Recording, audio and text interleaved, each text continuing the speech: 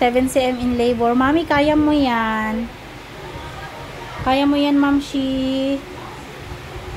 Habaan mo yung pag-iri mo, no? Para mabilis ka makaraos. Pailang baby mo to, ma'am? Pangat-apat. Yan, pang-apat na baby ni Mami. Ayan siya. So, normal mo naman pinanganak lahat yung tatlo. Ayan, normal lahat.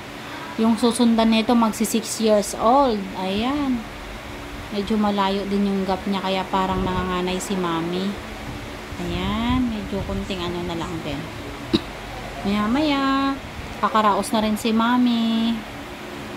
Ayan, mabilis na lang din si Mama kakaraos.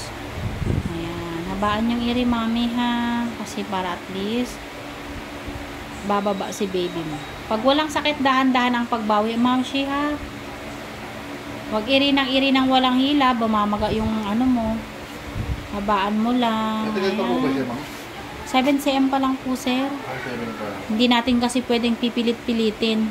Hintayin talaga natin yung pagbaba Pero niya. yung mga explore niya. Depende po kung magtutuloy-tuloy na yung sakit. Baka ganong gabi rin niya mga anak din. Alas 8 pa lang naman. Kaya mo yan, Mami. Yan. Habaan lang pag may sakit. Ayan. Go lang. Ayaw mo sa bola? Ayaw mo? Pwede ka dyan sa bola. Para hindi mangalay mga tuhod mo. Pag may sakit lang, ha? Ba lang, baby. Baby. Labas ka na, baby. Labas na, baby. Para makaraos na kayo ni Mami. Ayan. Mas maganda pala pag may ano. Habaan mo. Ayan. Wala pang pumutok na panubigan sa'yo? Tumatagas, wala. Wala, okay. Laban. Konting raos lang yan.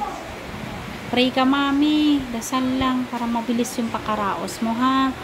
Ayan. Maya-maya, guys, papanoorin natin kung paano manganak si Mami. Konting-konti na lang. Babalik tayo mamaya, guys. Bye. Thank you.